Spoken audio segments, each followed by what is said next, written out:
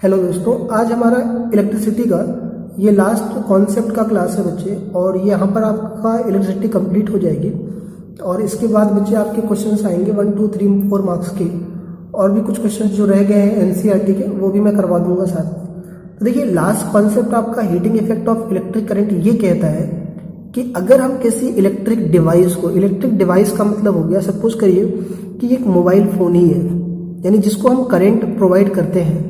अगर हम किसी इलेक्ट्रिक डिवाइस को कुछ समय तक के लिए, कुछ टाइम तक के लिए करंट देते रहे, करंट की सप्लाई देते रहे, तो वो चीज़ गर्म हो जाती है, वो चीज़ हीट हो जाती है। That is called heating effect of electric current. Current की सप्लाई की वजह से किसी भी इलेक्ट्रिक डिवाइस का गर्म हो जाना कहलाता है heating effect of electric current.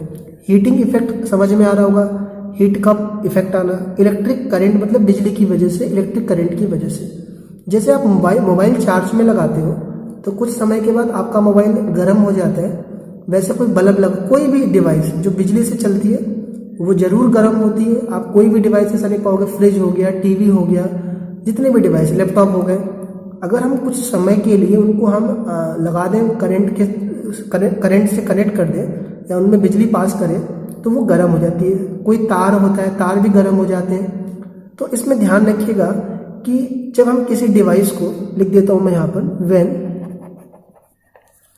when electric current is supplied to an electric device for a period of time, then the device is heated up का मतलब होता है गर्म हो जाता है। इसी को बोला जाता है heating effect of electric current. तो देखिए, इसका एक फॉर्मूला है, इसके डेफिनेशन कभी नहीं आता, इसका फॉर्मूला है, वो बहुत इंपॉर्टेंट फॉर्मूले है, ध्यान से समझना। तो हीट तभी होगा, कोई भी डिवाइस गर्म तभी होगी जब उसको हम करंट दें कुछ समय के लिए। बच्चे, जो करंट सप्लाई होती है, करंट को हम लोग पावर भी बोलते हैं, क्योंकि करंट जब साथ में आता है तो करंट अपनी पावर लेके आता है। आप सुनते होंगे न्यूज़पेपर में कि पावर सप्लाई कट कर दी गई। पावर सप्लाई का मतलब है बिजली का कनेक्शन काट दिया गया। तो पावर का मतलब होता है जनरली, पावर सप्लाई का मतलब बिजली जब आता है साथ में पावर लेके आता है। तो हीट तभी होगा जब बिजली की पावर, यानी कि बिजली का जो वो है, क्या नाम है, बिजली की इफिशियंसी, पोटेंशियल को हम किसी टाइम तक के लिए प्रोवाइड करेंगे। देखो, कभी ऐसा नहीं हुआ कि जैसे मोबाइल को तुरंत लगा के तुरंत निकाल लो आप, तो गर्म नहीं हुआ। कुछ समय तक के लिए उसको आप जब पावर से जोड़ोगे, बिजली से जोड़ोगे, तभी वो गर्म होगा। बल्ब लगा करके निकाल लोगे तो वो गर्म नहीं होगा, थोड़े टाइम के लिए लगाना पड़ेगा। तो देखिए, हीट का सिंबल H होता है, पावर को P से लिखा जाता है, तो ये आ जाएगा P इंटू टाइम को T से। आपको याद होगा कि पावर का फॉर्मूला होता है V इंटू आई। पावर का V इंटू आई, पहले वाला, इसके जस्ट पहले वाला वीडियो, तो पहला फॉर्मूला हीट का निकल के आया V इंटू आई इंटू टी। यही फॉर्मूला है जो हम जनरली यूज करते हैं, VIT, जिसमें V होता है वोल्टेज, I होता है करंट और T होता है टाइम। बच्चे, किसी तरह की, देखो, हीट जो होती है एक तरह की एनर्जी होती है। किसी भी तरह की एनर्जी हो, एनर्जी की यूनिट जूल होती है, इसलिए हीट की भी यूनिट क्या होगी आपकी, जूल होगी। अब हीट के दो और फॉर्मूले बनते हैं, वो कौन कौन से फॉर्मूले हैं देख लीजिए आप। VIT तो मेन फॉर्मूला हो गया।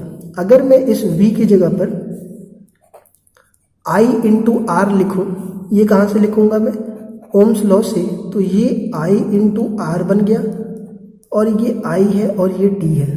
तो I को जब आप I से मल्टीप्लाई करेंगे तो ये आ जाएगा I स्क्वायर RT। ये बन गया दूसरा फॉर्मूला।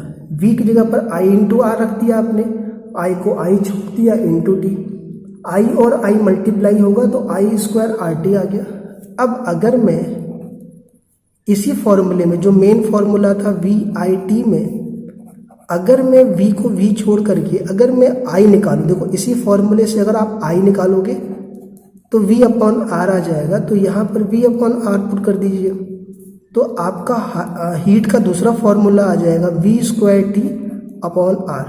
तो ये हो गया हीट का दूसरा formula, V square R upon T या V square T upon are.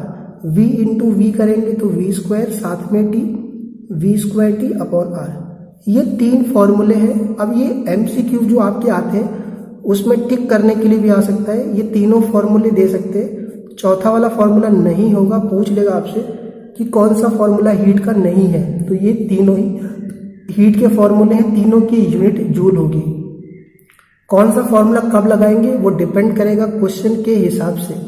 Main formula ये है v इंटू आई इंटू टी, इसको ध्यान रखिएगा। अब इस पर बेस मैं 2 क्वेश्चन करा रहा हूँ, दोनों क्वेश्चन आपकी स्क्रीन पर डिस्प्ले होंगे। वीडियो को पॉज कर करके नोट करके फिर सॉल्व करने की कोशिश करना। चलिए तो देखते हैं क्वेश्चन पहला क्या है। 100 joule of heat is produced each second in a 4 ohm resistance, find the potential difference across the resistance. देखिए सवाल कह रहा है आपको, पहला क्वेश्चन है कि 100 जूल हीट प्रोड्यूस हुई है, तो यानी हीट दे रखा है आपको 100 जूल ईच सेकेंड। देखिए ईच सेकेंड का मतलब होता है हर सेकेंड, तो टाइम हो गया 1 second. Find the potential difference, potential difference होता है V, find the potential difference. और कह रहा है रेजिस्टेंस जो R है वो है 4 ओम। तो ये सारी चीजें दे रखी हैं, ये पूछा गया है। हीट का जो मेन फॉर्मूला होता है V इंटू आई इंटू टी। अगर आपको V निकालना है तो रूल होता है जो निकालना है उसको छोड़ करके आपको सब कुछ पता होना चाहिए। तो क्या आपको हीट पता है? यस। क्या आपको I पता है? आपको I नहीं पता।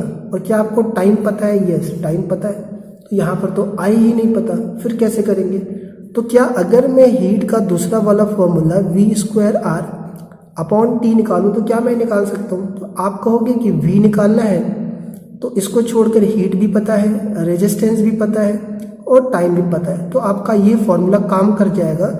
इससे निकालोगे तो आंसर नहीं आएगा। अब आप हीट की जगह रख दीजिए 100, V तो फाइंड करना है, रेजिस्टेंस 4 था, टाइम 1 था।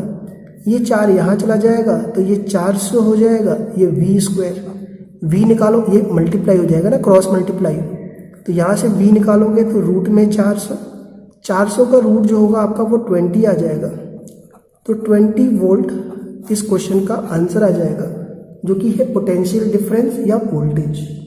तो ये था फर्स्ट क्वेश्चन जिसमें हमने हीट का दूसरा फॉर्मूला यूज किया और हमने सॉल्व किया। चलिए अब हम आते हैं नेक्स्ट क्वेश्चन पर। अगला क्वेश्चन आपकी स्क्रीन पर आ रहा होगा, वीडियो पॉज करिए और इसको नोट करिए, खुद से ट्राई करने की कोशिश करना, फिर वीडियो देखने की कोशिश करना। An electric iron of resistance 20 ohm takes a current of 5 ampere. Calculate the heat developed in 30 seconds. Easy question है। देखो मैंने सारे नोट्स में क्वेश्चंस इजी इसलिए लिया था कि आपको न्यूमेरिकल्स पर, क्योंकि बहुत सारे बच्चे होते हैं जिनका लेवल बहुत अच्छा होता है तो उनके लिए तो क्वेश्चन आसान है, लेकिन जो बच्चे बहुत कम लेवल के हैं तो उनको भी लेके चलना होता है, तो कम से कम वो तो न्यूमेरिकल लगाना सीखे आप। तो इसलिए मैंने थोड़े क्वेश्चन बेसिक से भी रखे, और ये सारे क्वेश्चन वैसे आपके बुक में कहीं ना कहीं लिखे हुए हैं, तो मैंने कराया, अपने मन से नहीं करवा रहा हूँ कोई चीज़, ठीक है। An electric iron of resistance 20 ओम, तो रेजिस्टेंस 20 ओम गिवन है। टेक्स अ करंट, करंट को हम I से लिखते हैं, करंट 5 एम्पियर दिया हुआ है। कैलकुलेट द हीट, प्यारे बच्चे आपको हीट निकालना है इन 30 सेकेंड, टाइम आपको 30 सेकेंड दिया हुआ है। अब आप हीट का लगा लीजिए फॉर्मूला। हीट का अगर मेन फॉर्मूला VIT अप्लाई करोगे तो आपको आंसर नहीं मिलेगा। तो अगर हम वो लगाए फॉर्मूला I स्क्वायर RT, अच्छा मुझे कैसे मालूम चला कि नहीं मिलेगा? क्योंकि आपको जो निकालना होता है उसको छोड़ करके सब पता होना चाहिए। इसमें तो V पता ही नहीं है, कहीं पर भी नहीं दिया है। तो अगर आप ये लगाओगे तो हीट को छोड़कर I पता है, R पता है और T पता है, तो हीट आ जाएगा। I का मतलब हो गया 5 का स्क्वायर, रेजिस्टेंस 20, टाइम 30, 5 का स्क्वायर 25, 3 2 जा 600, 25 को 6 से करेंगे तो 150 आ जाएगा, 2 जीरो यहाँ आ जाएगा, तो ये आ जाएगा 15,000 जूल, क्योंकि हीट की यूनिट क्या होती है? जूल होती है। तो ये हो गया आपका नेक्स्ट क्वेश्चन, क्वेश्चन नंबर 2। बच्चे यहाँ पर सारे कॉन्सेप्ट हो गए। अगर आपने सारी चीज़ें फॉलो की है सीक्वेंस वाइज तो आपको सब कुछ एक एक चीज़ कनेक्टेड रहा होगा, नोट्स बनाया होगा तो एक बार आप पेज पलटोगे तो आपको सब चीज़ें कनेक्टेड मिलेंगी। अब इसके बाद आप एक्सरसाइज में जाके क्वेश्चंस ट्राई कर सकते हो। जो क्वेश्चन थोड़े डिफिकल्ट है एक्सरसाइज वाले, वो भी मैं अगले वीडियोस में डाल रहा हूँ क्वेश्चन आंसर्स में, तो आपका पूरा इलेक्ट्रिसिटी कंप्लीट हो जाएगा। फिर भी कोई डाउट है तो कमेंट में लिखना, मैं ज़रूर उस पर काम करने की कोशिश करूँगा।